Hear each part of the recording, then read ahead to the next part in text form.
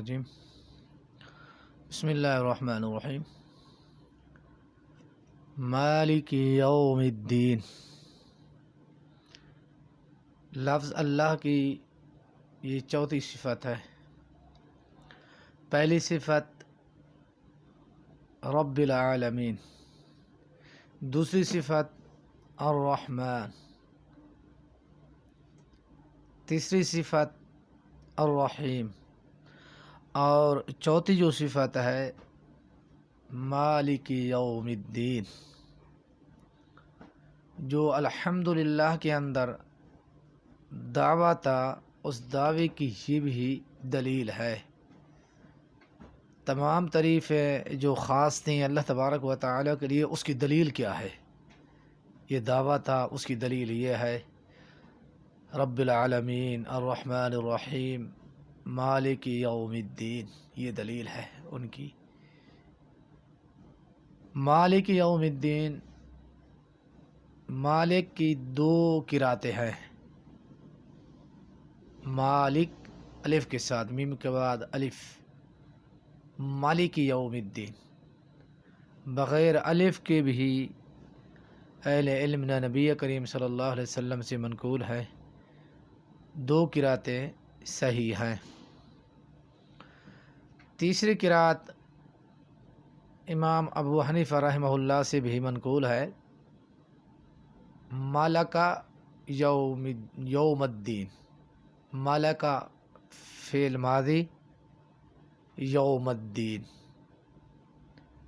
یہ قرات امام ابو حنیفہ سے شاذ ہے، صحیح نہیں ہے، شاذ کے طور پہ استعمال ہے۔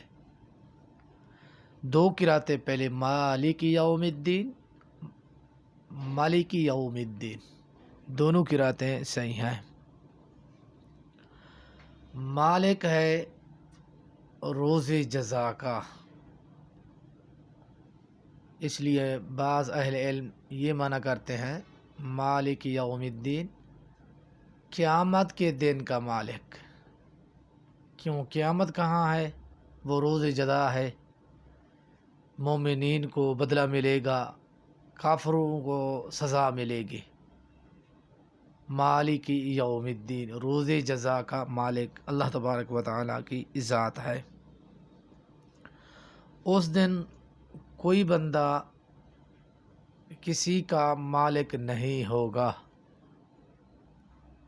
اور دوسری بات یہ ہے، عبداللہ بن عباس رضی اللہ تعالیٰ عنہ بیان کرتے ہیں مالک یوم الدین کی تفسیر کے بارے میں، اللہ تعالیٰ روز جزا کا بادشاہ ہے۔ مالک، مالک کو کہتے ہیں جس کی ملکیت کے اندر کوئی چیز ہو، مالک۔ مالک بادشاہ کو بھی کہتے ہیں۔ اللہ تبارک و تعالی قیامت کے دن بادشاہت بھی ہے اور مالک بھی ہوگا ہر چیز کا۔ اور دنیا کے اندر جو مالک ہیں، بادشاہ ہیں، یہ مجازن ہے۔ قل اللہم مالک الملک تؤتی الملک من تشاء وتنزع الملک ممن تشاء وتعز من تشاء وتذل من تشاء بیدک الخیر انک علی کل شیء قدیر۔ کل کہہ دیجئے اے محمد کریم صلی اللہ علیہ وسلم، اللہم مالک الملک، بادشاہوں کا بادشاہ۔ دنیا کے اندر جو بادشاہ ہیں وہ مجازن ہے، حقیقی جو بادشاہ ہے وہ اللہ تبارک و تعالیٰ کی ذات ہے، بادشاہوں کا بادشاہ، مالک الاملاک، بادشاہوں کا بادشاہ اللہ تبارک و تعالیٰ کی ذات ہے۔ نبی کریم صلی اللہ علیہ وسلم نے بادشاہوں کا شہنشاہ نام رکھنے سے منع کر دیا۔ آپ شہنشاہ نام نہیں رکھ سکتے۔ بادشاہوں کا بادشاہ کون ہے؟ وہ اللہ تبارک و تعالیٰ کی ذات ہے، خالق کائنات کی ذات ہے، اور کوئی نہیں ہے۔ اور یوم الدین دین کے اہل علم نے کئی معنی کیے ہیں۔ دین کسے کہا جاتا ہے؟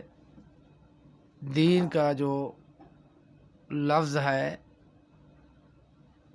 اس کا معنی مفہوم کیا ہے؟ کئی معنی قرآن مجید کے اندر بیان کیے گئے ہیں دین کے۔ پوری شریعت کو بھی دین کہا جاتا ہے، پوری شریعت کو دین کہا جاتا ہے۔ اللہ تعالیٰ نے قرآن کے مجید کے اندر ارشاد فرمایا وَمَن يَبْتَغِ غَيْرَ الْإِسْلَامِ دِينًا فَلَن يُقْبَلَ مِنْهُ، سورۃ آل عمران میں ہے۔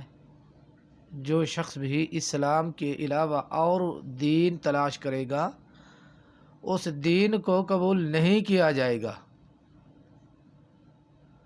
ان الدین عند اللہ الاسلام، یقیناً دین اللہ تعالیٰ کے ہاں اسلام ہے۔ الیوم اکملت لکم دینکم واتممت علیکم نعمتی ورضیت لکم الاسلام دینا۔ یہاں اس جگہ پہ دین سے مراد مکمل شریعت ہے، مکمل دین ہے۔ نبی علیہ الصلوۃ والسلام فرماتے ہیں قبر کے اندر سوال ہوگا ما دینک، تمہارا دین کیا ہے؟ فرشتے سوال کریں گے ہر انسان سے دنیا کے اندر تمہارا دین کیا تھا؟ پورا دین مراد ہے یہاں۔ اور دوسرا معنی دین کا قانون بھی ہے۔ سیدنا یوسف علیہ الصلوۃ والسلام کے بھائی یوسف علیہ الصلوۃ والسلام کے پاس پہنچے مصر میں، چھوٹا بھائی بھی تھا بنیامین، پہچان گئے تھے یہ میرا بھائی ہے چھوٹا بنیامین۔ وہ اپنے پاس ان کو رکھنا چاہتے تھے، حکم دیا اس کے سامان کے اندر کوئی پیمانہ رکھ دو، کوئی ٹوپا رکھ دو۔ جب وہ روانہ ہوئے ان کو بلایا گیا، بادشاہ کی چوری ہو گئی ہے، جو پیمانہ تھا وہ پیمانہ گم ہے، شاید آپ نے اٹھایا ہوگا۔ انہوں نے انکار کر دیا تھا۔ جب تلاشی لی گئی بنیامین کے سامان سے وہ ٹوپا نکلا۔ اللہ تعالی نے قرآن مجید کے اندر ارشاد فرمایا ما کان لیأخذ اخاہ فی دین الملک، یوسف علیہ الصلوۃ والسلام ان کو نہیں پکڑتے تھے، نہیں پکڑ سکتے تھے، اپنے پاس نہیں رکھ سکتے تھے۔ بادشاہ کا ایک قانون تھا، اس بادشاہ کے قانون میں یہی بات تھی۔ دین جو ہے قانون کے معنی کے اندر ہے۔ تیسرا معنی دین کا توحید، خالص عبادت اور پکار کے معنی میں ہے۔ یوسف علیہ الصلوۃ والسلام نے جب قید خانے میں تھے، جو ان کے ساتھی تھے، یوسف علیہ الصلوۃ والسلام فرماتے ہیں ان الحکم الا للہ، سب حکم اللہ تبارک و تعالی کا ہے، امر اللہ تبارک و تعالی کا ہے۔ امر اللہ تعبدوا الا ایاہ ذلک الدین القیم، اللہ تبارک و تعالی کی عبادت کرو، خالق کائنات کی عبادت کرو، خالص ہو کر اسی کی۔ یہاں ذالک الدین القیم سے مراد کیا ہے؟ عبادت مراد ہے، توحید خالص مراد ہے۔ اللہ تبارک و تعالی سے دعا، التجا، پکار اسی سے کرو۔ اور اسی طرح دین کا چوتھا معنی سورۃ فاتحہ کے اندر جو ہے بدلے کے معنی کے اندر ہے، بدلہ،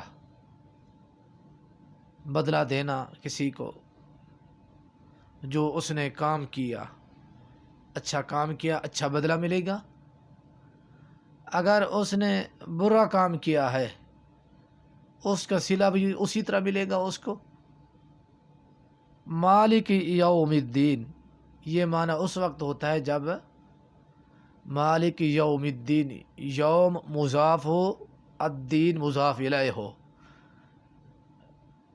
روز جزا کا دن کا مالک اللہ تبارک و تعالیٰ کی ذات ہے اور کوئی نہیں ہے۔ اور وہ دن ہے یوم لا تملک نفس لنفس شیئا، اس دن کوئی شخص کسی شخص کا کوئی مالک نہیں ہوگا، کسی شخص کے لیے کوئی مالک نہیں ہوگا، دوسرے کی ملکیت نہیں ہوگی، دوسرے کا مالک نہیں بنے گا، حتیٰ کہ اپنے وجود کا بھی مالک نہیں بنے گا کل قیامت کے دن۔ بعض اہل علم نے دین کی تعریف اسی طرح کی ہے، وضع الہی یسوق العباد باختیارہم المحمود الی سعادت الدارین، اللہ تعالیٰ کے بنے ہوئے اصول، اللہ تعالیٰ کے بنے ہوئے اصول، قوانین، اور وہ اصول اور قوانین دین کا نام ہے۔ وہ اصول اور قوانین اللہ تبارک و تعالی نے بندوں کو دیے ہیں اختیار کے ساتھ، تمہیں اختیار ہے ان اصول کو، قوانین کو پکڑو، اصول اور قوانین کے مطابق تم زندگی بسر کرو اپنی۔ وہ اصول قوانین جو شخص ان پر عمل کرتا ہے اس شخص کی دنیا بھی اچھی ہو جاتی ہے اور آخرت بھی اچھی، کیونکہ قرآن مجید پورے کا پورے دین ہے، احادیث مبارکہ دین ہے، اس کے اندر اللہ تبارک و تعالی نے اصول بیان کیے ہیں، قوانین ہیں۔ قرآن مجید جو ہے ہمارے اصول کی کتاب ہے، ہمارے قوانین کی کتاب ہے، ہم اس کے مطابق زندگی بسر کر سکتے ہیں، دنیاوی لحاظ سے اور مالی لحاظ سے، دینی لحاظ سے، ہر لحاظ سے انسان اپنی زندگی بسر کر سکتا ہے قرآن و حدیث کے مطابق، کیونکہ یہ پورے کا پورے جو دین اصول اور قوانین کا نام ہے۔ وما توفیقی الا باللہ۔